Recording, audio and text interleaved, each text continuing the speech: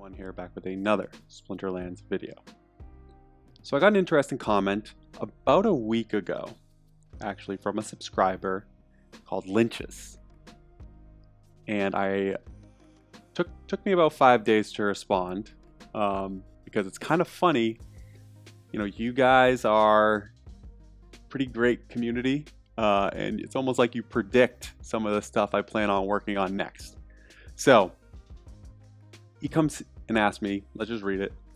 Hey Hawks, I just want some advice. I just got from this game like 2 days ago and plan to continue playing and at least put like $20 to $30 a month to build my own deck of starter instead of using starter cards. My goal is to get to Silver League. What Splinter do you recommend I build first?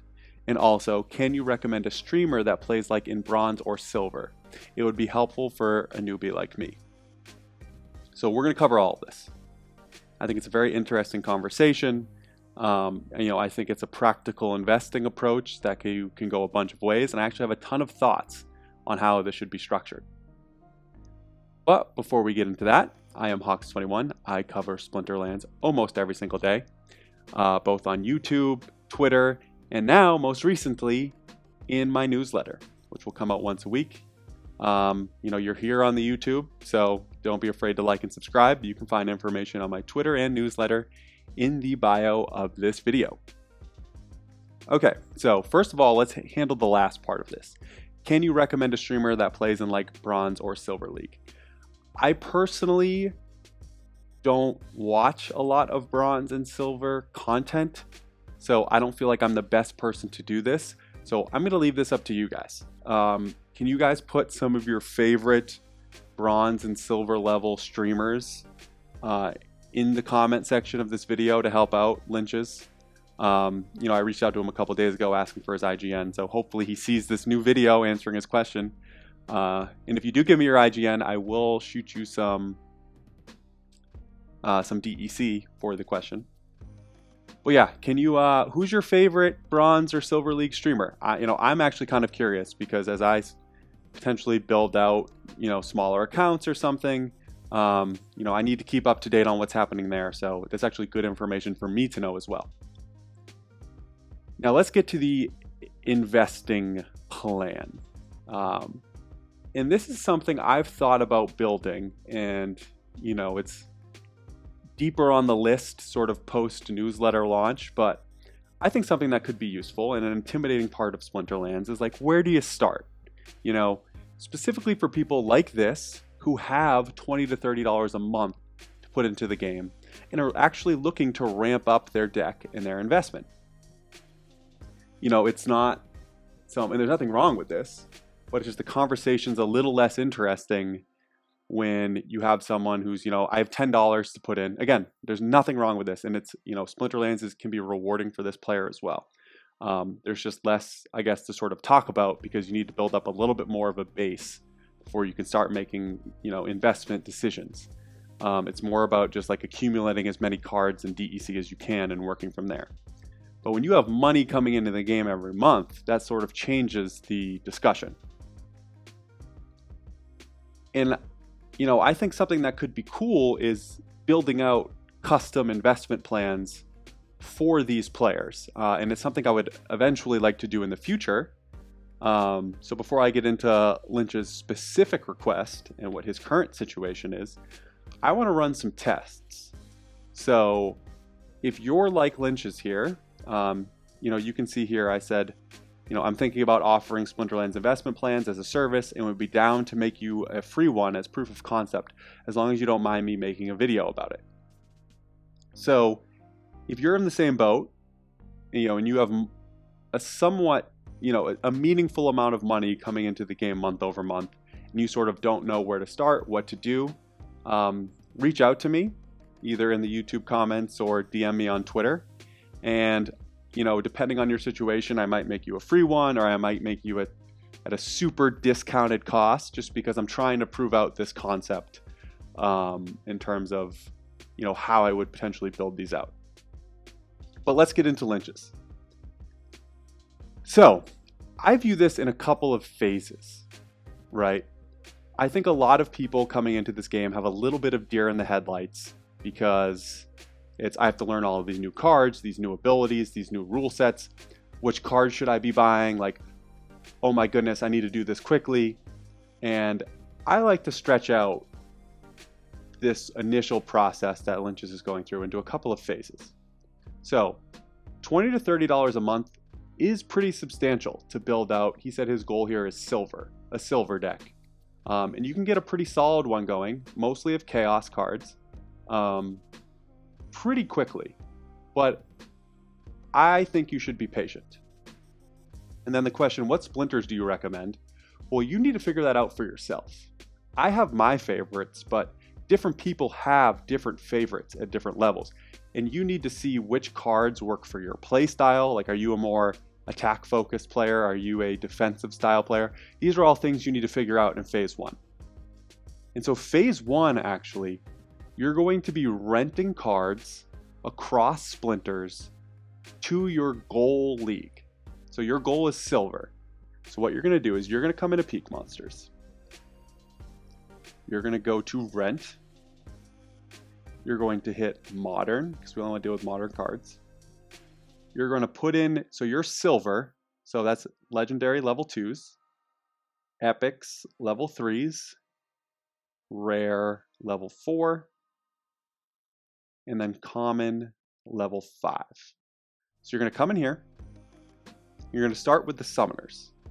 And actually, another thing you're going to do is you're just going to do Chaos Legion and reward cards. Start simple, and then you're going to want to build out from there. But this is the starting point. You don't want to go summoners. So here are the main summoners you're working with. And what you're going to want to do is take time to rent out decks for each of these splinters and play with them. See which splinters you like the most. See which splinters you don't like playing with. See what cards you like playing with. See what cards you don't like playing with. And you can do this in a very, very, very cost-effective manner. So for example, let's even take one of the most expensive ones. And here, another thing I would do is I would break it up into different groups, right? So you don't want to, I wouldn't rent every single splinter out at the same time, because you're going to want to focus and really play a bunch of matches with each of them. You don't want to sit there and, rent out everything and then you realize, oh wait, I never actually used the life or the earth splinter. I was playing death and water the entire time. I didn't even get to test out the other ones. So I would break it up into 2 to 3 splinters at a time. The only thing you really need to worry about is life right now has 2 summoners you're probably going to want to test. But I would rent both of these at the same time, just because to save you the money, you're going to rent a bunch of life cards when you rent these. And then dragon is another consideration, right? Because you're going to want to have a dragon summoner while you also have cards in all of the splinters, just so you can fully test all of the cards with quicks. I wouldn't worry about Kretch in the beginning because Kretch has no abilities. It could be a cheap way to get a look at some of the dragon cards, but long term, specifically someone who's putting $20 to $30 in the game, 10 DEC per day to actually get to use the quicks, I think is worth it. But let's take a look, and I will show you how cheap and what I would do to get this done.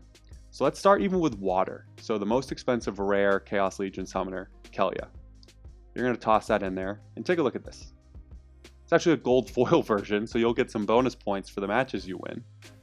If you go down to 2 days, which I did, that's 6.5 cents for 2 days of a gold foil level 4 silver Kelia. If you're putting in $20 to $30 a week, you can afford the 6-cent rental on Kelia. So that's why it's key for you to be able to, put money into the game like Lynch's is able to, if you want to build up quickly. So you're going to grab your Kelia. You're then going to go to monsters. You're going to do water and neutral. And I'm going to be more familiar with these cards than you are. But sit here and go through the cards. You have to know the levels, right? So level 5, take a look. You know, is Gargoyle Lion a card I think I might be interested in? Like, no, not really. Pelacor Bandit, oh yeah, for sure. A sneak monster with flying for 3 mana. I'm going to toss this in there.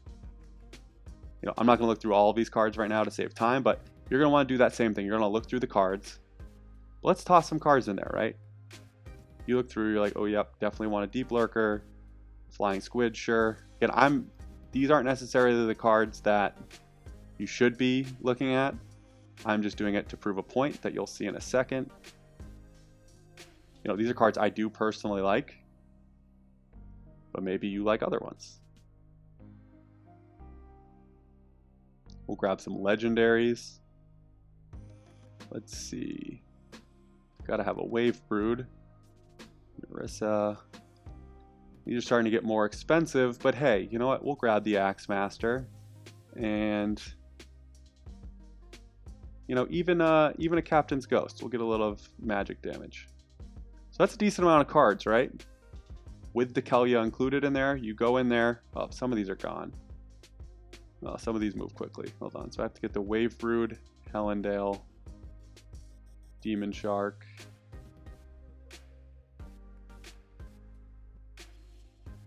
I get a lot of them again. All right, we're actually just going to start over. Go back to Summoners. We're going to grab Kelia. I was talking too much. So I'm just going to grab some random slew of cards. Not exactly random, but just some cards I know I personally like. Here. Take this one instead.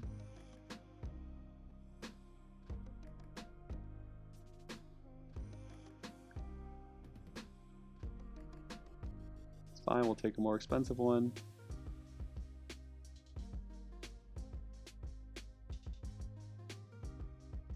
Demon Shark. For Helendale, sure. We'll take a gold foil version. Need a Wave Brood. We'll even take the Axemaster. And again, we'll still grab that Captain's Ghost. So if I come here quickly, some of them might be gone. But no, they're all here. All of that for 2 days for 35 cents. Right? I would even suggest rent these for 4 days, 71 cents. So you can have 4 days of playing out the Water Splinter. And this is what you're going to do to test. And so what this phase 1 does, it does a couple things. So again, I guess first, right, you do this, then go in and do it with Earth as well. Do the same thing with Earth. And then maybe you also do it with Dragon. And then boom. Those are your 3 splinters, right? For the next 4 or 5 days, whatever it is, you focus on those splinters. There's going to be some matches where they're not available and you'll have to put out a ghost card team, but that's okay. You're in the learning phase of this game. So it's not that big of a deal. You know, it's not all about sort of maximizing your win rate. It's maximizing your knowledge and understanding of the game. And you're going to want to focus on playing Earth and Water as much as you can. And I also wouldn't spend too much time stressing about making sure you're renting the right cards. Sort of the deer in the headlights scenario I'm talking about where people get intimidated. This is what this part of the process is for. There's going to be cards that you rent that after I would spend some time going through and looking at their abilities and stuff and thinking if you think they will be good. Because that's going to help you learn the game. But you're going to be wrong. There's going to be cards that you rent, and because of your play style or whatever it is, you know, that you think you're going to use a ton, at the end of the 4 or 5 days, whatever it is, you're going to be like, oh wait, I never used that card. And that's okay. Because what that means is in phase 2, when you start buying cards, you know you don't have to buy that one right away. There's also going to be cards in this process where you're like, I don't think I need to rent that one. I don't think they're that useful. I'm just going to skip this one. And then all of a sudden you start playing and you see, oh wait, I keep losing to this card. My opponents keep playing this card and it's doing like these crazy things that I wasn't expecting. I didn't understand that. That's also a learning process, right? Because then you see, oh wait, when I actually start buying cards, this is a card I want to buy. So again, start by renting every single splinter, playing with every single splinter. Take notes, what cards you like, what cards you don't like. And then, once you've gone through all the splinters, that starts phase 2, which is the buying process. And this is where it gets fun, right? So let's say your favorite splinters are water and life, and then you also liked using quicks. You're going to make a plan that starts with the summoners. So you're going to want to get your summoners, and you're going to start by getting to a bronze league deck. So I know you rented for silver. You rent for your goal, because you want to see, in a couple months, this is where I want to be playing. These are the splinters that I want at this level. But unfortunately, it's going to cost some money if you want to buy straight into silver. And with your $20 to $30 a month approach, which again, I think is a fantastic approach and a good amount of money to be putting into the game as you're just starting, you're going to want to start in bronze. So get 5 Kelias. It's $2.50 right now, I think. So you're talking, $12, something like that. $12.50 for a Kelia. That's going to be almost your entire monthly budget. Get 5 of them, get it to a level 2, that's bronze. Use your leftover to start getting some of your other favorite water cards up to their bronze max. And it's just going to be a slow process like that. You're going to build out your 2 to 3 favorite splinters to their bronze level caps, and then get them up to silver, right? Only at the point where you have 2 to 3 full bronze level decks built out, that's when you take that step and you start working higher. Because as you work higher, it's going to become more difficult and more expensive, and it's going to take longer. So you want to make sure you're solidified in a league and playing at a high level within a league, in this case bronze, before you move on to the next one, right? You don't want to just buy a water splinter and get that up to silver, because then on your way up, if you don't have the water deck in a given match, you're going to be completely overmatched against people who have diversity in their deck. So you want to make sure you're building up your 2 to 3 splinters.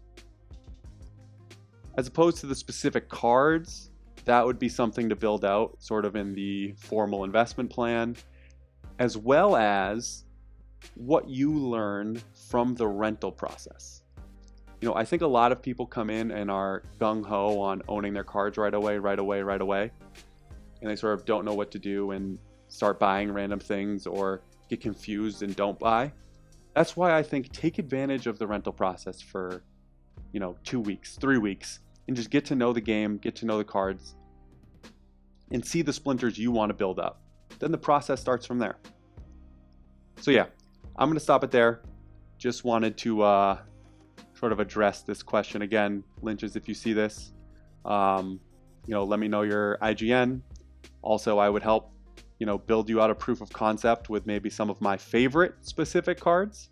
And that's sort of what my goal would be for building out investment plans for people. I can give you my, what I would personally do. And it includes some commentary, as well as different options and stuff like that. So, this is an area of the game that I want to get more involved in, sort of help onboarding people, and not just from an operations standpoint, but from a strategy standpoint.